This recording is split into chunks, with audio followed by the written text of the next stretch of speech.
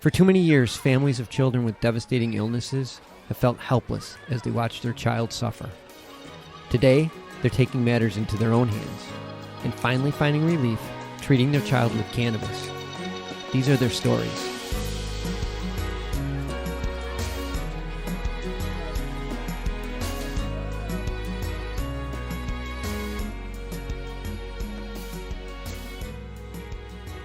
Welcome to another episode of Love and Cannabis. I am Nina Simmons. And I am Osiris Steffen. And we are the proud parents of Aiden Steffen. Hey guys, welcome to another episode. Hello. Today we have some great guests, a couple that I've been really looking to talk to because they're in a situation where, you know, Nina and I have discussed about probably coming out with our own product line and doing those things that they've done for their child as something that we wanted to do for our son as well, you know, just to get into the industry, not just talk about it, but, you know, definitely try to help as many people as possible. So today's guest.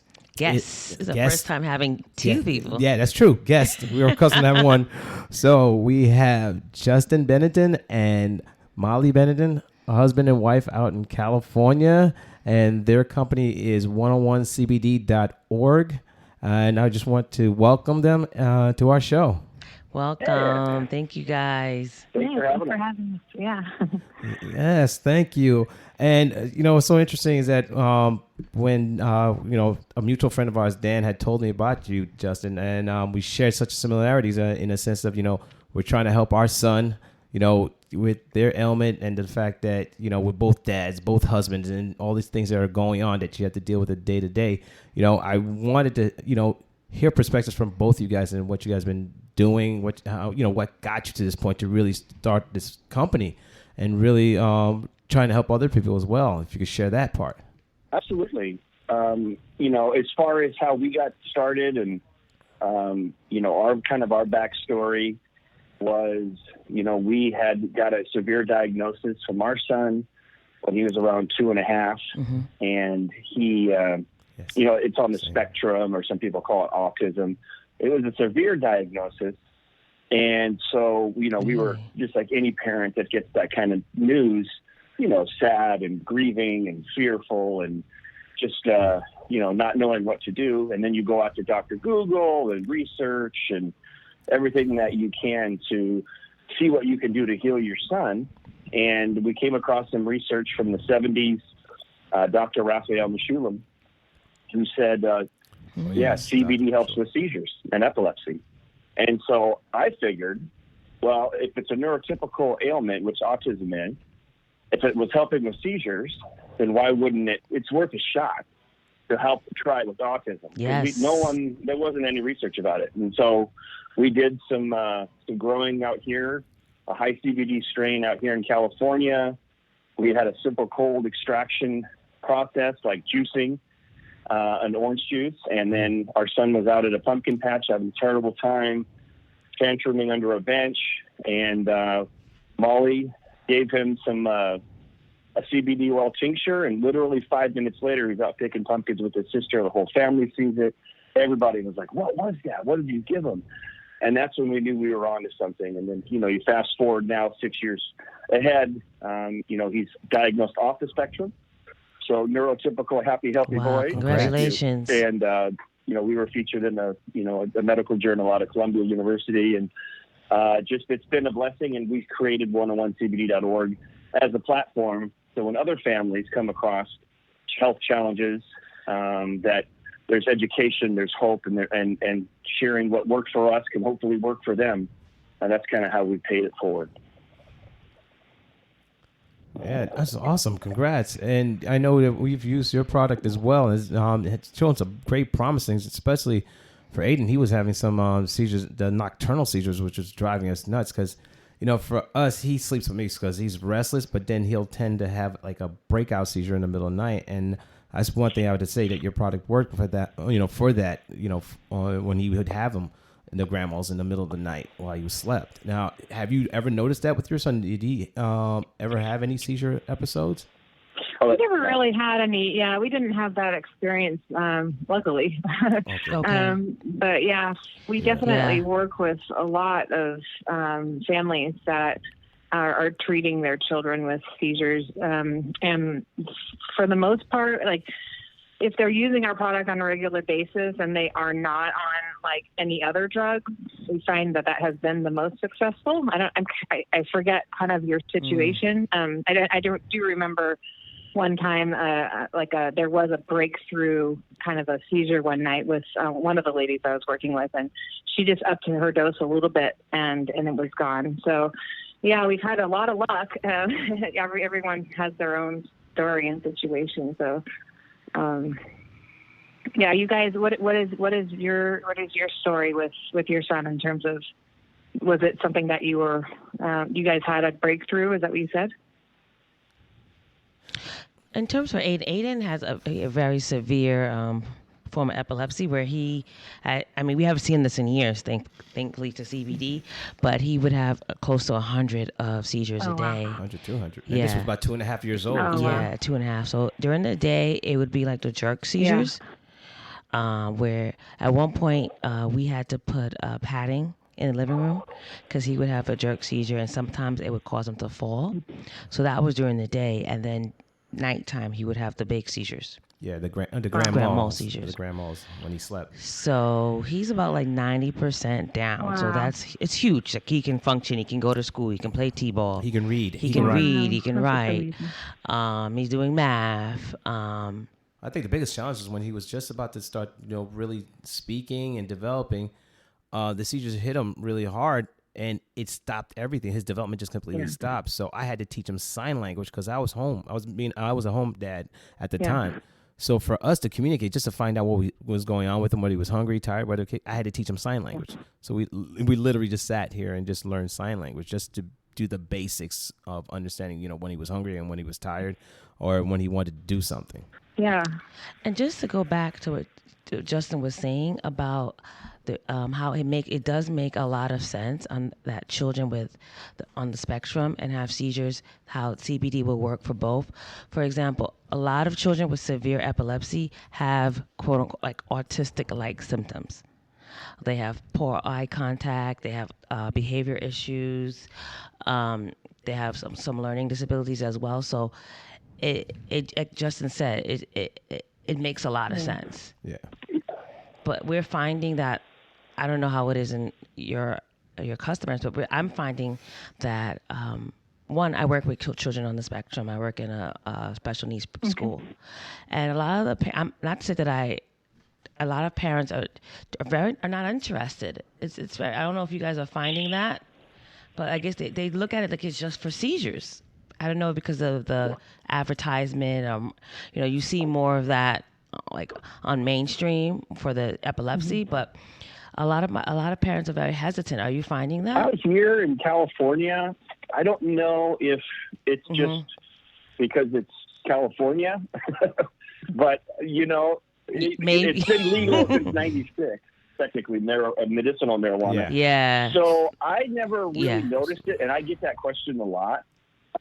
Is we do, podcasts and things all over the country and the world sometimes when we're lucky enough. And the funny thing is, so we've never really had that stigma here per se because it's California. But I've been asked that question a lot, and it's like, well, I don't really care, just like you guys, right? Like, I don't care what anyone thinks. I'm trying to heal my son here, so I'm going to do whatever it takes. And a lot of people, when recreational, quote unquote, cannabis, marijuana, whatever you want to call it, went legal in Colorado, a lot of families moved to Colorado. I heard about like a flight. So I mean, it's the stigma we're still fighting.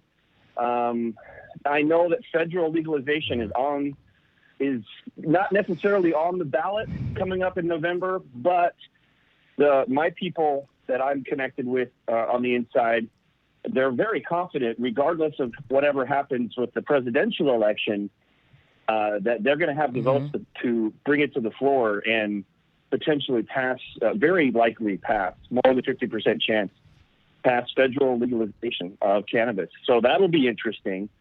Yeah, Really? that's what it's looking like right now. Don't count your chickens, but that's what it's looking like. So we get that question a lot, and we didn't care. What we would try anything to help our son, and obviously it worked well for us, and it's working well for you guys. And we encourage everybody just to try, do your research, do multiple research, get lots of doctors' opinions, read lots of reviews and testimonials. And trust your instinct as parents, since we always tell parents, is like, you're the only parents they have, and you're the best judge. So do your homework and go with your gut, and that's always our advice. Yeah, that's funny you say that. We became like activists and then become advocates for our son. Because you don't realize how many people don't know, and especially for the East Coast, because you guys have been doing this for years. But the East Coast is just starting to really open up to the idea, and it was hard for them to even wrap their head around that a plant could be so positive. Because for them, they're smoking it, jail them. That's pretty much it. It's been that concept. So for you guys in this journey, I think either one of you can answer this question. Why didn't you guys, or if you guys had considered going the pharmaceutical route? Well, it's a good question. You want to take it, Mollie? Sure. Yeah. When luckily Justin's mom raised him very holistically, was into all sorts of different types of herbs for healing her children's and their own ailments when they were way before herbs were cool. And thank God for Grandma. Yeah, she definitely was a huge influence on just our general. I mean, I had that I went to Boulder, Colorado, and kind of got that vibe too. So we were kind of on the same page with that, and that we heard a lot of negative things about medicating, especially young children, and how it can, backfire and cause side effects and such. And so our purpose in the beginning was, let's just get therapy, and then let's change his diet, and let's do just the things that we actually have control over. And when we started to kind of see the results of the diet change, that was helpful. Therapy was really helpful. Luckily, Janet, Justin's mom, came and helped, teach him how to read and teach him, during all that time, we were like, we didn't even know what this kid would turn out to be, we were thinking he was nonverbal. He was verbal. And then we had a vaccine injury. And he basically stopped talking and all these things. So it was very sudden. And so all of a sudden we're like, wait, you used to look at the camera and smile, and now you don't. And, you used to respond to us, and now you don't. And you're totally in your own land. So what happened here?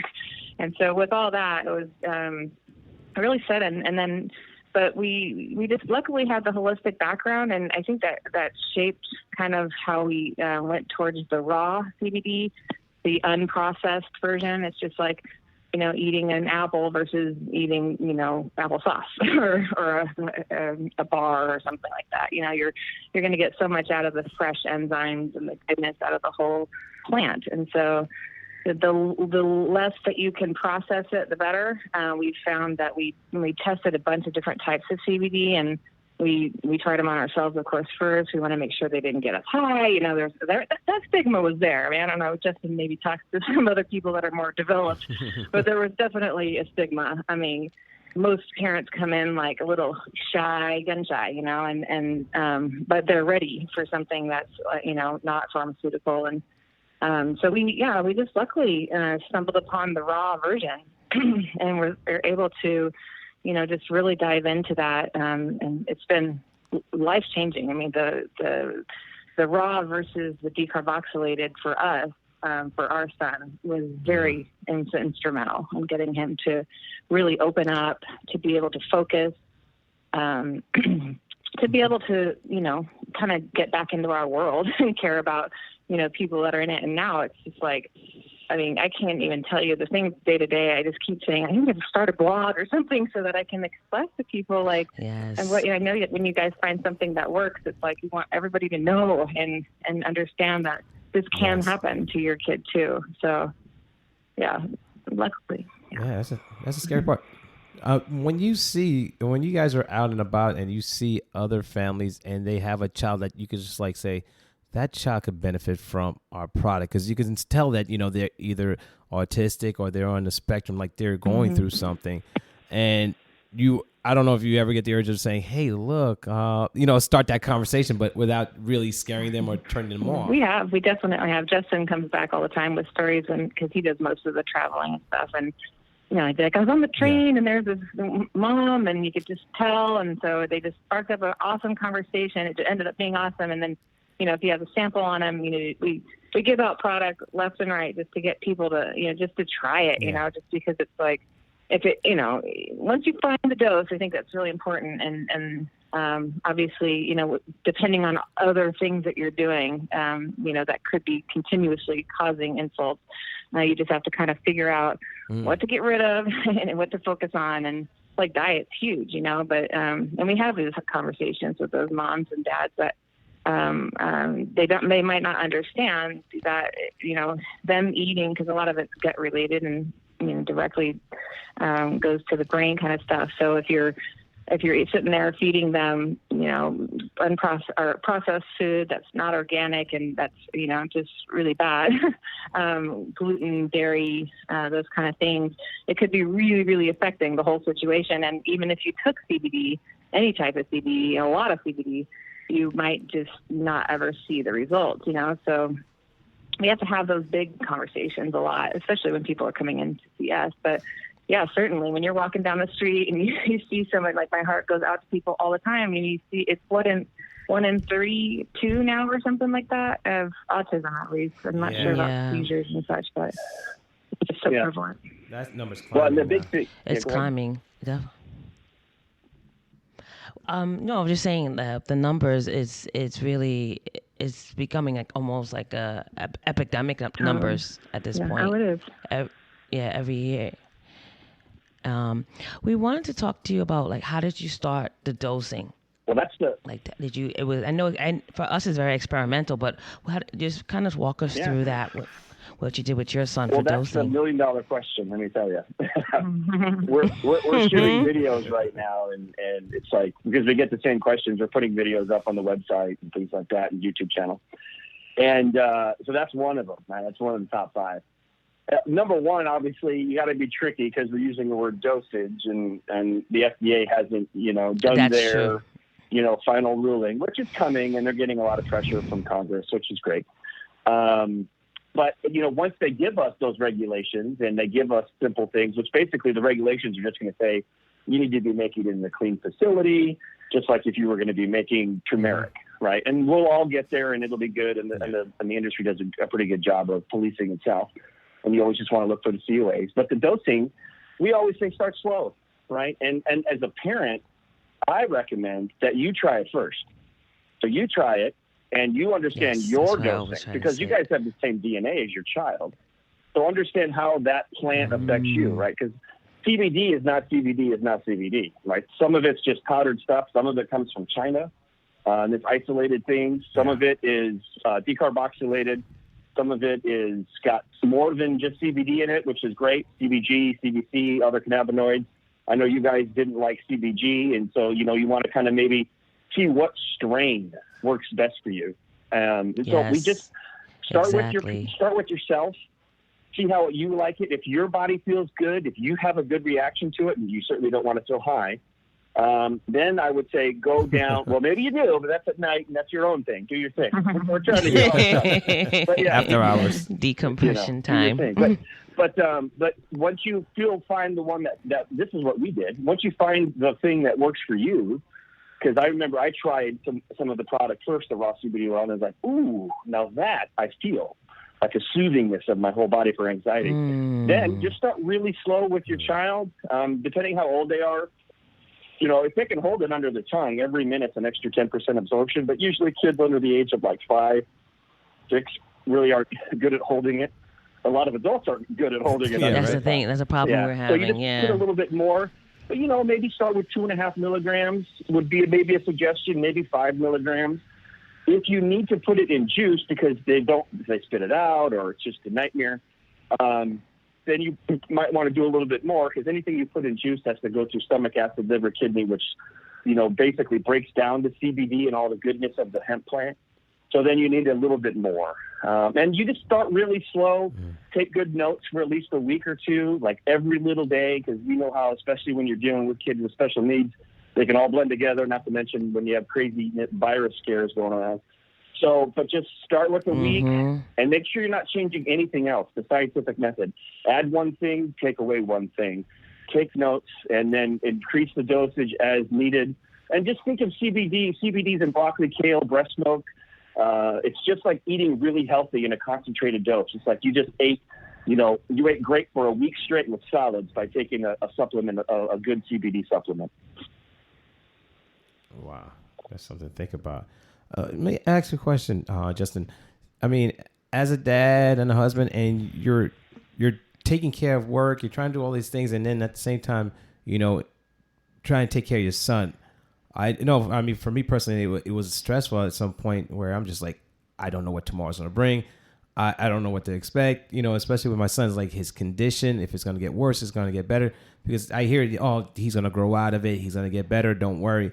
And it's like every day, that's what I held on to. But I know there's been moments, even Nina can share with that, I have my breaking points where I'm like, okay, I don't know what to do.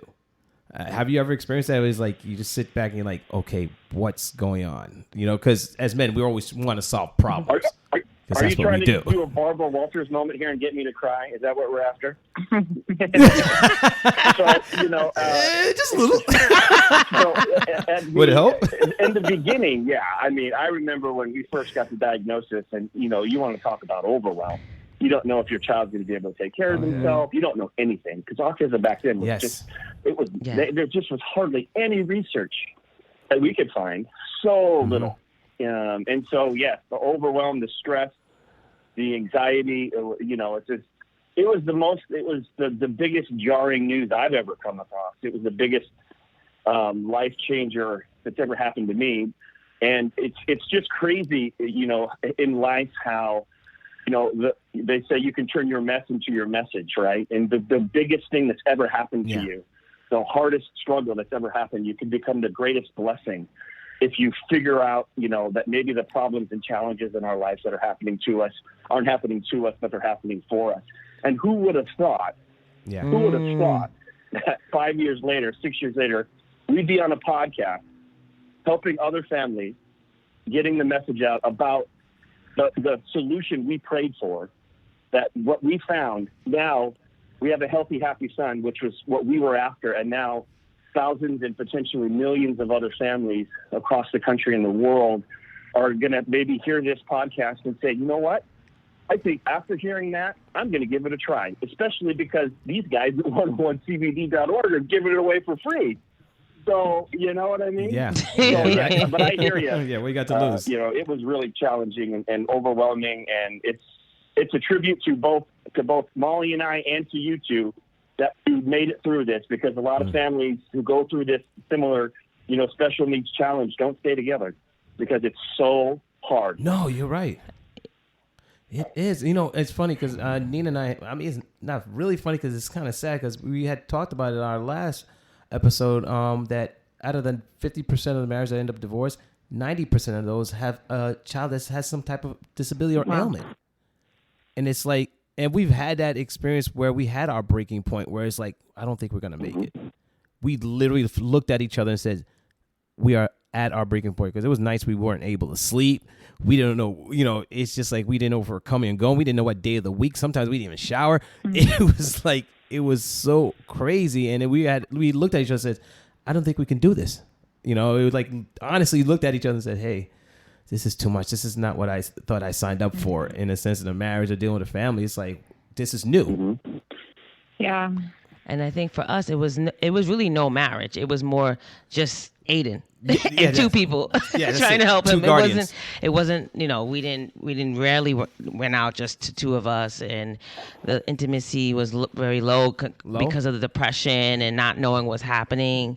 So there really wasn't, a marriage. It's just friends, just living together. It was two roommates taking care of a kid. And we'll go through that.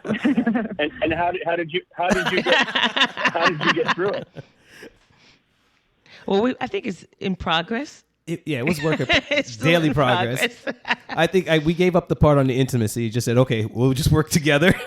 We have this partnership. We work together, and we just realized like we have no choice. This is about him. We can work on each other when we have time. When we have our downtime, a friend of mine recommended that we do like one night a week. We do wine, sit down and just relax. But it turned out to be bottles. Yeah, hear that. Whatever gets you through the night is John Lennon once coined. Yeah, exactly, right? Yeah, so I think the COVID has actually helped our relationship too. Yes, I think it did because it forced us to be together because we had nowhere else to go. So we had nothing to run away to. I was nervous though. I didn't think we were going to make it. I really thought. I thought we were going to call 911. But I think it put us in a position like, okay, let's sit down and figure out what we can do. I think the biggest problem between the two of us is that we're so competitive. We want to be the one to like try to help our son. So we come up with ideas and it's like, well, let's do my idea. No, let's do my idea. So we would go back and forth and saying, well, whose idea is going to work and which one we're going to try. Yeah. For me, as a woman, I would get more emotional. Yes. About Aiden, like say Aiden has a bad day, or all of a sudden I just get freaked out. Like Justin was saying, like the future, like what's gonna happen to so you get kind of freaked out, and I would get emotional. And Osiris can't take emotions like crying and stuff like that. He can't take. Well, you make me sound like a bad guy. So he'll get more upset. I'm not upset that you're upset. I'm just that I'm just kind of like even killing. I have to think things out because I'm very analytical. So I have to look at it, and I see her get all emotional. Then I get triggered to be emotional, and I don't want to because I want to like at least stay grounded.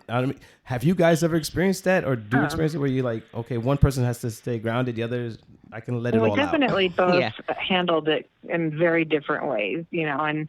I had to be, maybe TMI, but too much information. I definitely hit a point in my life when we got the diagnosis for him.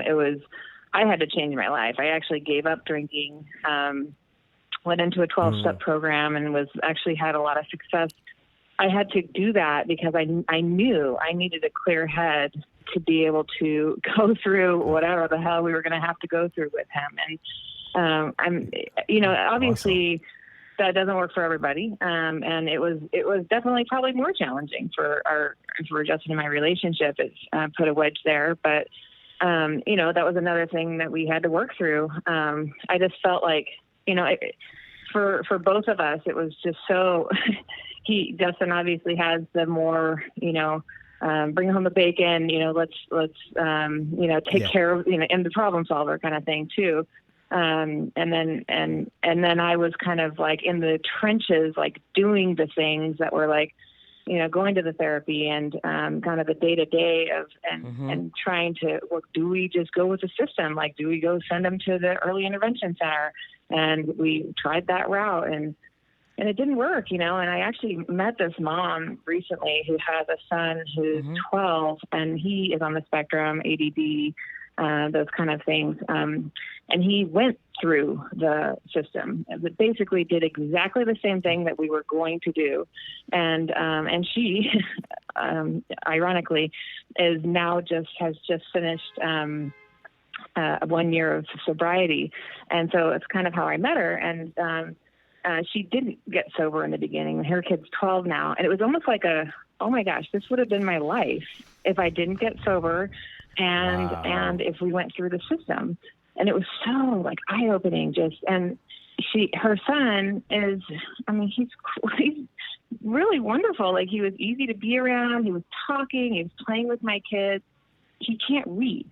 They have not been able to figure out how to teach the child in the system. He still has major behavior issues. Apparently, I didn't see them that day, but she has a really hard time with him. And anyway, it just was like one of those. Everyone's going to handle it in the way that they are, and everyone has a plan, and there's someone's looking out for you, and has a plan for you. So I just feel like in those moments when you come across those really challenging times, whether it's between you two in a relationship or, these challenging, diagnoses with your children or whatever it is, you just like, at least in my estimation, if you can do more to like get yourself, like, you know, they say on the airplane, put the oxygen on you first, and before you can take care of the other kids, you know. It's like, it was really eye-opening, and I just feel like, you know, we both handled it, I feel like, as well as we could. And now, you know, we're on our fourth kid, about to have a fourth one in September. It's wow, oh my God, congrats. But you know, we're making it. We're getting through it, and you know, it's definitely been a blessing. I feel like now looking back and seeing how well he's doing, and yeah, he's not normal, typical, or whatever you say, but he's a wonderful blessing. Means, yeah, and he's added so much to our lives that we would never have been where we are today without it. So it's been. And that's the one thing I noticed that you know, when you go through a challenging point, you evolve. Yeah, it changes you for the better, actually. Yeah, so you become something else like you never imagined, and you become so in tune to everything. Yeah. Nobody could tell you something different. Mm-hmm. And it's like you become, first one, you become humble, and you become more. I find myself, I became more empathetic to other people, not just in general. Yeah. Because sometimes you don't know what the person's going through. And their struggles, yeah. That you meet, you know, and I really hold to that. And getting back to what you were saying, that putting the oxygen on first. So with me, I just started going to therapy because I'm like, you know, I'm not, I could be a better mother if I get certain things that in check. And I'm glad that you mentioned that, Mollie, because you do need to help yourself first so you can really help your child or your children. You guys sound like wonderful parents. I mean, thank you for sharing that. We're trying, and it's the advocating and just the education is the thing that we've learned that's so important in this industry, in this community, and when it comes to, you know, CBD and treating your child who is going through something, or even treating yourself and dealing with anxiety, like just the education and understanding your body. And you know, to go back to the part where you guys had talked about in the beginning, you know, you doing all the Google, you know, checking out Dr. Google, it's like you go down a rabbit hole and things start to open up. You're like, I didn't realize this would affect this. Because, you know, when you go to doctor, they, you know, put things in compartmentalize things. You know, your brain is separate from your throat, your body. Yeah. So everything's in different departments. But when you really dig down, it's like everything is connected. That's how we found out about the, you know, the brain, the gut-brain access. So it's like, wow. All right, so we can't deal with our son in a separate way. You know, to your point about the, you know, diet, you know, some children, I understand that, who are on the spectrum are very finicky about what they eat. Yes. So how are you been able to, you know, give your son something that he will be able to enjoy, but yet still be healthy for him? And they would also work in conjunction with the CBD. Yeah, diet has been a total roller coaster. I mean, in the beginning, he was about 3.5 when we started kind of really focusing on diet and changing it. It was, you know, and at that point, he's kind of used to eating his little, you know, wheat crackers or whatever he's used to. And so, but still young enough that, you know, and we still had control. But yeah, I mean, it made it so that he would eat, you know, gluten-free chicken nuggets and ketchup only for a long time, or whatever it was. He got super, super picky. And then he decided that whenever he ate fruits and vegetables, he'd vomit. So that happened. And so we actually literally every single day of his life, juice, organic veggies and fruits to get him to get some sort of, you know, vegetables and fruits inside his body. And we actually add the CBD to that little cocktail. And so, yeah, I mean, diet's been everything. I think as he's gotten older, he started to kind of understand about eating different things. And we've been trying to introduce different things here and there. And like, he tried a mushroom the other day, just randomly. I was like, oh my gosh, this is epic. And he didn't throw it up. So I didn't tell him it was amazing. A vegetable, but yeah, I feel like a lot of that's mental. Who knows, you know? But so it's been a roller coaster. But yeah, I mean, that's been there's definitely, you know, through ABA therapy, we had a lot of, you know, goals set, and that was one of them at one point. And I just remember we got the apples out, and then he ate them and just projectile vomited all over the table. And I was just like, this is maybe a real thing. Like, I thought it was just him being, you know, obstinate, but But once we've kind of like, now we have a set diet, he's eating, it is gluten-free and dairy-free, and that it's, and I can tell, like, when he starts to cheat, he'll eat, some gluten here and there or whatever. And it's like, he gets to be kind of, nasty and not cooperative. And it's a definite behavior switch. So when I really need him, like, especially during school, when we go to school, it would be, it's really important for him to be eating clean so that he can, be in the, and able to sit there and focus and listen to the teacher. So, it's like night and day here for sure. Wow, that's funny. We have the opposite with our son because we started really early. He's never eaten any bottled baby food. We started making vegetables. I would puree the broccoli, puree string beans. I would make it all for him. Even avocados got him almonds. So it kind of became almost like a reverse in the sense that he became addicted in a way to vegetables. He wouldn't eat anything else but vegetables. Wow. Like, we had to hide meat. But the thing is, like, he needs like other fats. Wow. Yeah. Yes. And he wasn't. So now we're realizing too that he needs the protein, because the protein's actually helping his seizures. So diet is so individualized, right? So he actually does better on a higher protein, fat carb diet than the vegetarian diet that he would like to be on. That's what we thought it was going to work for him. We thought that the vegetarian was the way to go, and he needed more balance, and that we're realizing that, and that's how he gained all this weight. He's gained weight during this quarantine because we've been pushing that. Because he wouldn't gain weight. He wouldn't gain that much weight. He was so thin. Wow. Like, those vegetarians that are thin, that was him. Yeah, and he's doing much better on. It's fun. We took him to the doctor. They were like saying, he seems malnourished. We're like, what? Yeah. Like, no, he's eating, but he wasn't eating enough of what he should be eating. The more proteins and more carbs. To get the well balanced diet. I mean, the kid would cry for spinach. Right? Like, what are you gonna do? What a dream! It's like the first thing he eats. Yeah, right. The first thing he eats on the plate is a vegetable. Like. You don't know what to do with that. His teacher was like, "I've never met a kid like this." So interesting. They have such different, tastes and stuff. And I know this kid that he basically eats blueberries and blueberries only, and it's just his thing. But he won't eat anything else. It's so hard on the parents because you're like, this is not going to sustain you.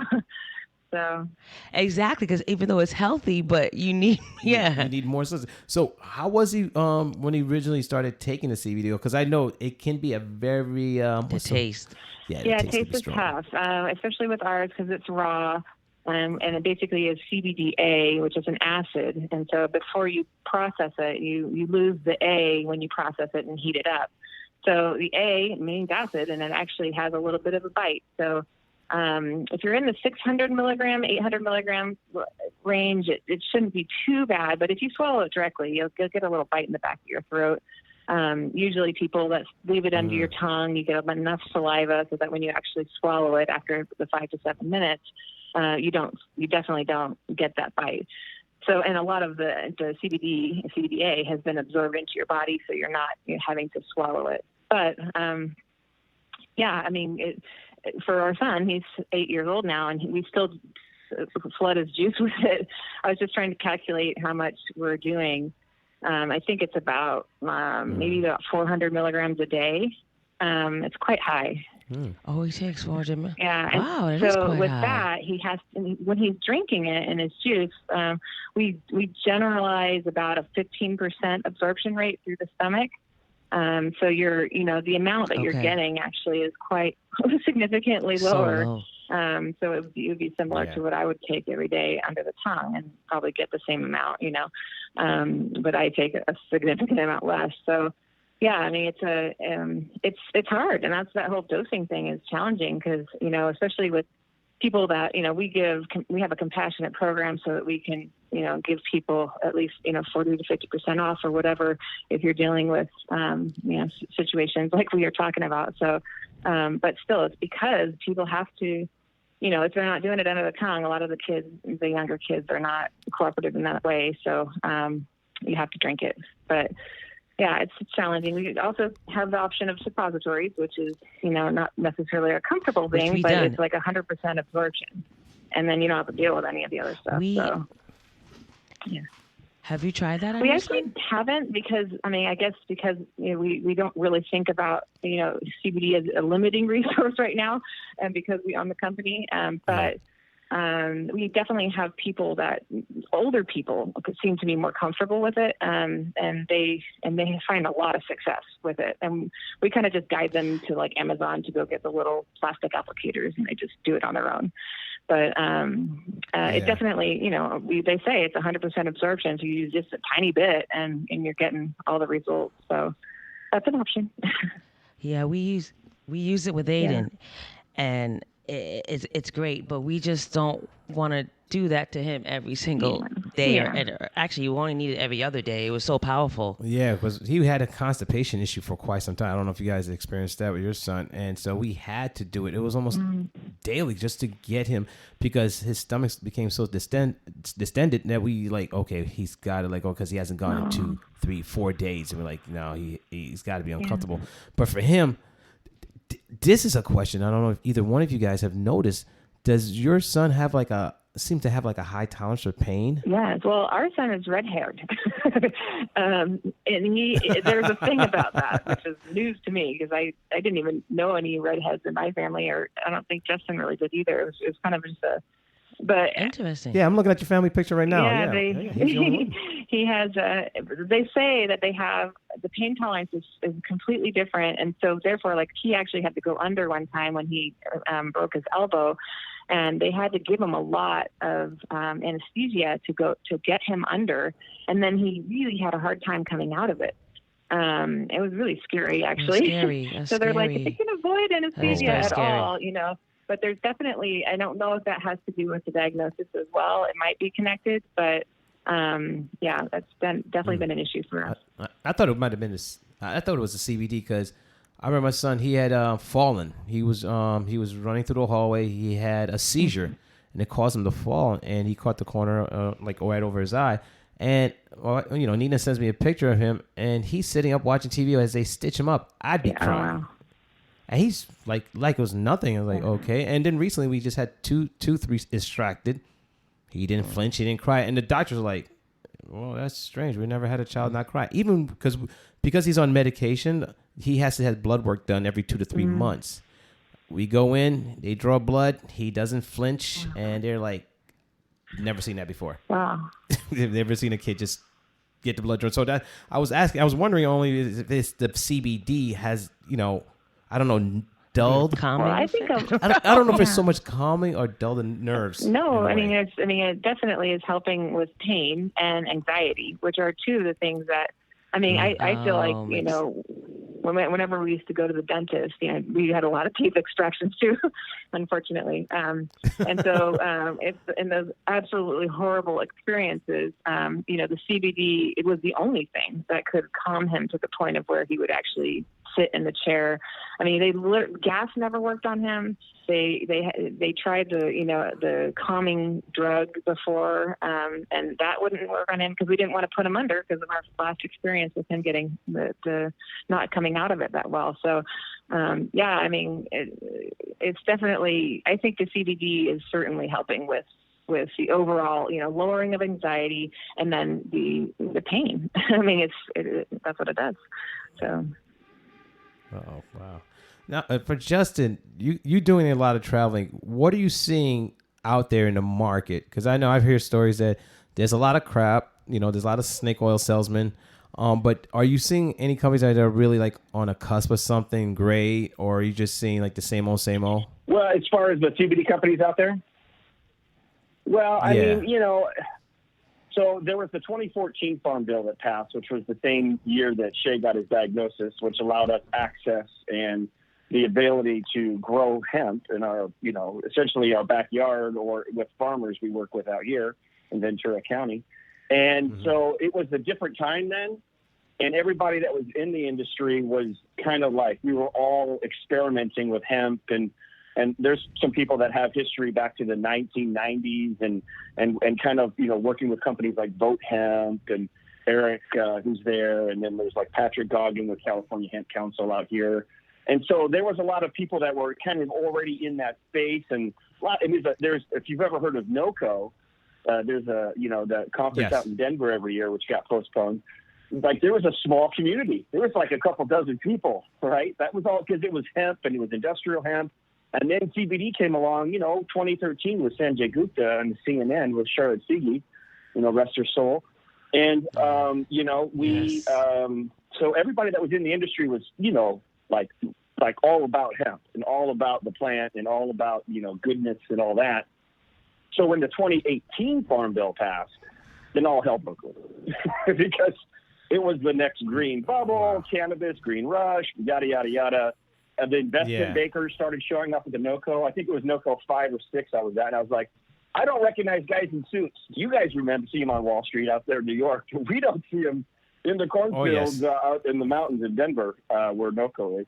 Anyways, and so it changed. And the money came in, and then it became like, ooh, this is a bubble. Let's make some money. And, flashy websites and, celebrity endorsements and Kardashians. And so it became a lot of sizzle. And the state kind of got lost in the mix. But fortunately, there's, the people that have been around for a while. It still is probably, I'm estimating somewhere around 4,000 to 5,000 CBD companies. With regulation coming and this, roller coaster economy we're on right now, my hunch is we're going to lose about half of them by the end of the year. And then it's, there's going to be some consolidation. There's going to be some people that say, okay, this bubble's too hard. Let's go try another bubble. Maybe hand sanitizer. And so, there's still great companies. My advice to everybody would be just like you buy anything, right? Look at the reviews, look at the testimonials, look at the website, look at the brand, look at their story. Do you identify with it? And then look at the COAs. The COAs need to be visible. The COAs are the certificate of analysis that show what exactly is in your product. So that would be my advice. There's a lot of good companies out there. But just understand, if just like Mom taught us, if it sounds too good to be true, it is. If you buy the bargain basement stuff, you get what you pay for it. Sometimes you got to pay a little extra for the good stuff because, that's where the wholesome and the tender love and care goes into making the product. That's great. Now, what's interesting was that I spoke to someone prior, and one of the things I noticed that some companies do is they add additional ingredients, and some of the ingredients are like, the sunflower seeds, and then the other was some type of form of emulsifier. What they use is lectin oil or lectin oil. Now, one of the things that we found through our experience prior to using your product was that it would trigger seizures for Aiden. Because we've used their product before, everything was fine. Because we also did some experimenting in a sense of mixing oils up to see if we get the right, that right ingredient, created by using it. And then we get a new batch and we use it, and it's like, wow, what happened? He's starting to have seizures. What's going on? And luckily, we paid attention to details. Nina looked at the bottles and just trying to see what changed, because we tend to keep the bottles too, just in case. And we noticed that they had added lectin, and that was the only difference. Now, in your experience of seeing, putting together some great products, do you see a lot of companies using that, or just adding to it, and for what reason? What was the name of the ingredient? It's like a lectin oil or lectin. Lectin, yeah. So that's that's like some type of milk. Yes, I believe derivative. Lectin. Yes, I mean that might be a dairy. Yes. A lot of times companies add things as preservatives, right? Or consistency. Right? That sounds like a food additive for consistency to make it bulk up a little bit. Yes. Yes. And exactly. That's what it is. Again, with our product, it's just hemp seed oil, which is the seeds from the plant, squished, cold pressed, and the plant, itself, cold pressed. Yeah, we do add a little bit of organic flavoring that comes from the terpene profile of the plant. So we have one that's blueberry, and it tastes like blueberries. And we add just a little bit of organic plant-based stevia, which is also organic and cold pressed, and it's got a sweetness to it. Monk fruit's another one that's similar. We don't add it, but it's a similar product where there's 0 calories. because, no one has to worry about glycemic levels or anything like that. So again, read your ingredients, look at your COAs, make sure that they're not using some white powdery CBD isolate stuff, and get pictures of the farm, get pictures of the process. Get to know the company. There's great companies out there that really want to share the whole experience and the journey with you. You guys are doing that currently? Absolutely, yeah. We have a free consultation online. Awesome. We're putting up some videos right now. We're shooting of the farm and us out there. We have a bunch of pictures, but we're trying to put more video because apparently everyone likes videos these days. So we're trying to get more and more up. Yeah, it's all about the videos now. Yeah, right. Everybody's home too. Yeah, I've got time to watch. So, one last question. So, what do you think, just for people who are new or want to try CBD, what do you think helped your son? And what about the CBD do you think helped your son? Oh, well, for us, I mean, initially we were trying to kind of treat individual cases, kind of when he would have a tantrum, because we were kind of at a loss as to how to get him from under the table. He would hold his ears, scream, have the kind of typical, what you imagine, like a horrible breakdown of an autistic child. He would do that a lot. And so we were kind of trying to, without using lollipops or whatever, to get him to snap out of it, kind of. It was almost like he was in a trance. And so, like Justin explained at the Underwood farm that one time, it was just like, literally, it wasn't 5 minutes. I mean, I think it was within seconds. I squirted a little under his tongue, and he kind of just like woke up and started walking out from under the bench and started picking blueberries or whatever we were doing there, and it was just so instantaneous and so, I don't know, it was just like one of those moments, but it was really like, so in the beginning it was treating the episodes. And then we realized that, he's not going to live in this like box of the system. We had Janet, Justin's mom, come out, and she was, like I said, teaching him how to read and write and do math and all this crazy stuff. And we were like, oh my gosh, this kid is a genius. We got to get him into music, and nothing's going to hold us back. And then it was like, okay, he can go to general ed school. Like, this child is smart. It's just a matter of getting him to behaviorally, cooperate. So that was kind of the goal. And then we realized, instead of just like on a case by case with the CBD, that if we did it every day, multiple times a day, he would be able to not only I feel like he's healed over time, like in so many ways, but he's able to, yes, we see the same thing. To be able to, actually sit down and focus. And that was his big thing at the EIC, the Early Intervention Center. They said he can't sit for 10 minutes at a station.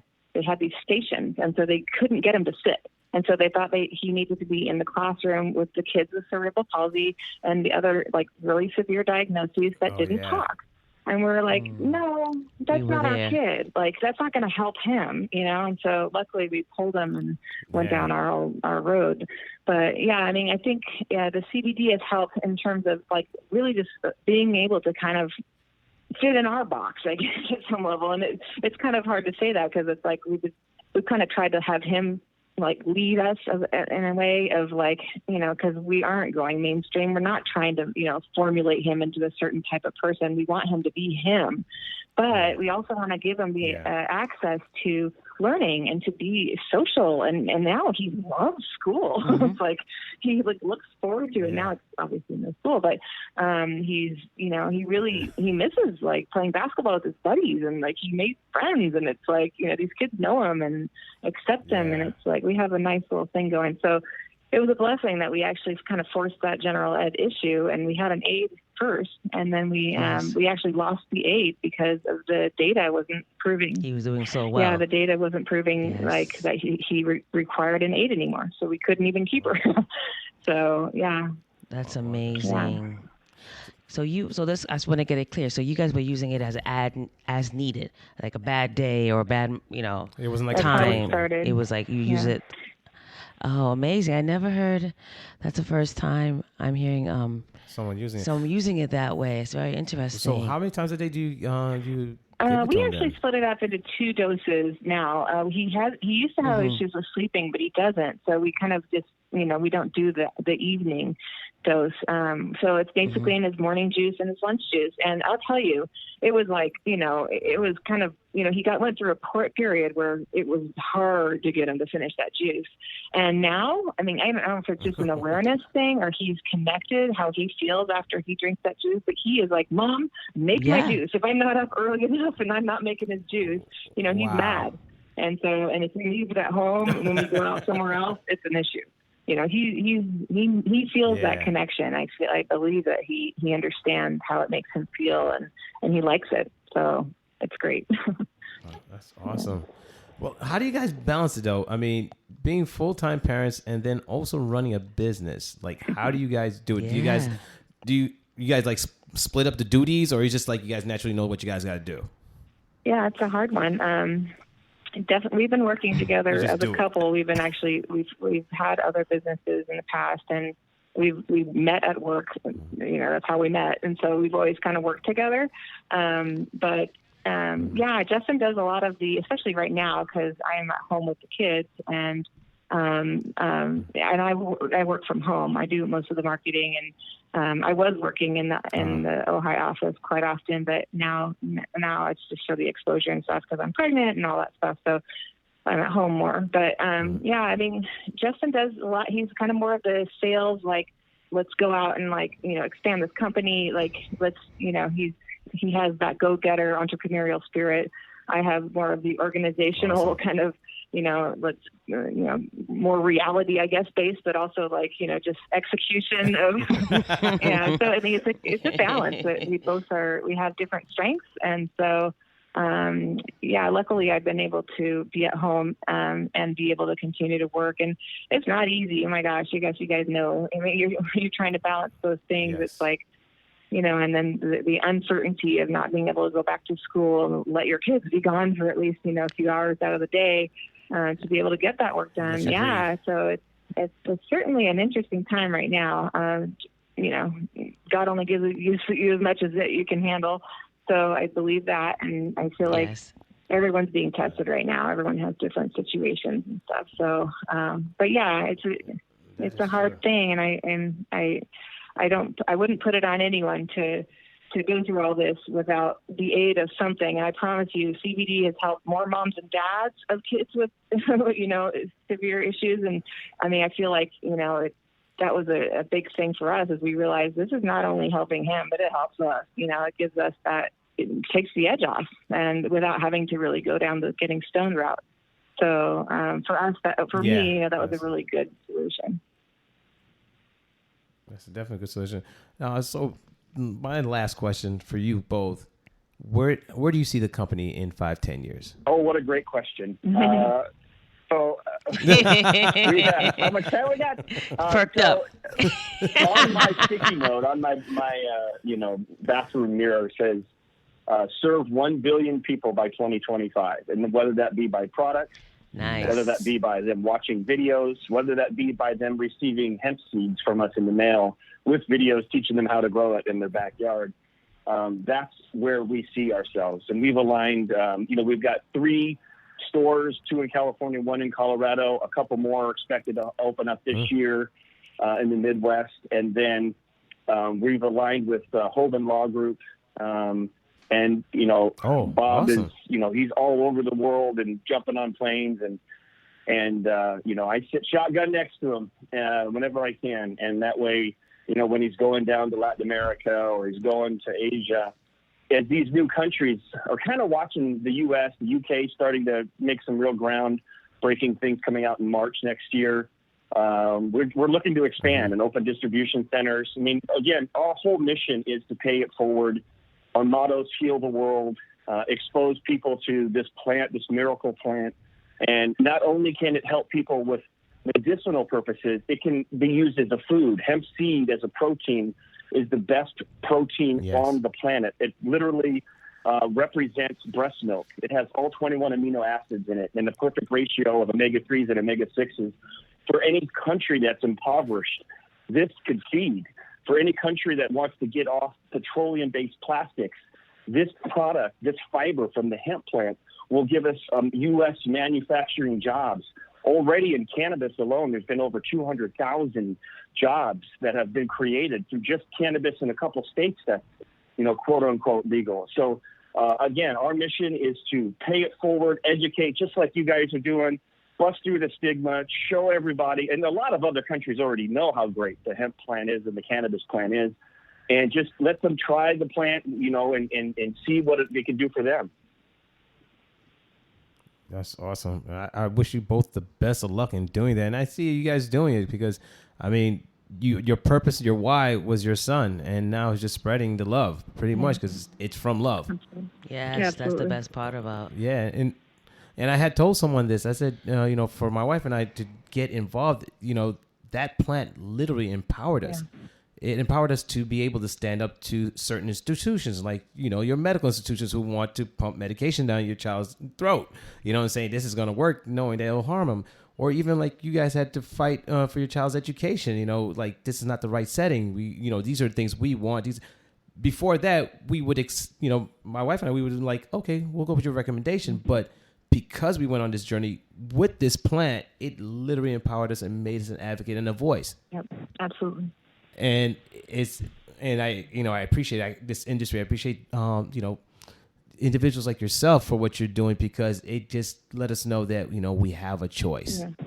Yes. Absolutely. And we're just so blessed to go the right way. So blessed to be, to call hemp cannabis our partner in this journey. And what an amazing miracle plant it is. And thank you guys so much for having us on, and we really appreciate it. And I would just let everyone know, again, if they want to try the product, head over to the website, shoot us an email, 101cbd.org, and say, hey, I heard the podcast. We'd love to try it. And send us your mailing address, and it'll be in the mail free of charge for you to try it. Definitely. Yes. I can't wait to post it. I love the picture you guys sent. It's a beautiful family. I can't wait to see the addition that's going to be there. It's a beautiful picture you guys have up of your family. I wish you guys all the best, and thank you for what you guys do. Really do appreciate what you guys do. Thank you for having us, and keep fighting the good fight. And can't wait to meet in person one of these days. I know you come out here to LA. I met you, Osiris, but meet more of your family when I get a chance. We met in LA. Oh, yeah, definitely. We'll bring Aiden around. Let those two guys go at it and let them run around and beat themselves. That'll be fun to see. I can't wait. All right. All right, definitely. Thank you guys, and have a great night. Thank you again. Thank you. Bye-bye. Bye-bye. Bye. Thanks for tuning in another episode of Love and Cannabis. I'm Osiris Stephen. And I'm Nina Simmons. Be strong. And stay empowered.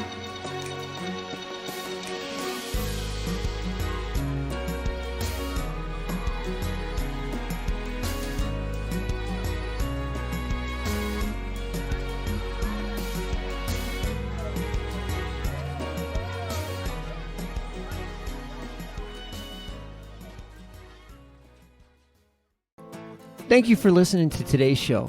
Before you leave, we want to invite you to hang out for a couple minutes to listen to our newest podcast. As the industry's only exclusive cannabis podcast network, we are constantly adding new shows, and that's why we're so excited to welcome Women Leading in Cannabis to the MJBulls Cannabis Podcast Network.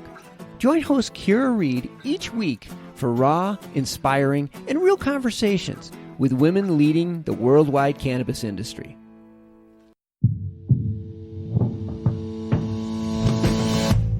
Tell me, boy, you make me so bored. You need to walk the other way. I tell you once more. Please get out of my way. I don't want you no more. We're done here, boy.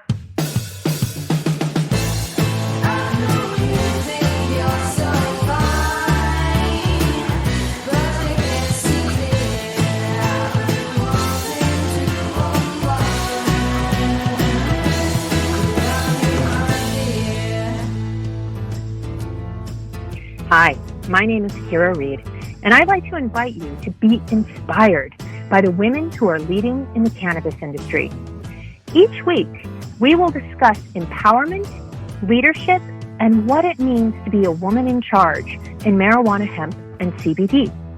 As the founder of the Women Empowered in Cannabis community, I have had the great pleasure to get to know many brilliant and talented women who are CEOs, executives, politicians, advocates, and community leaders that are focused on creating a cannabis economy that is just, fair, and equal.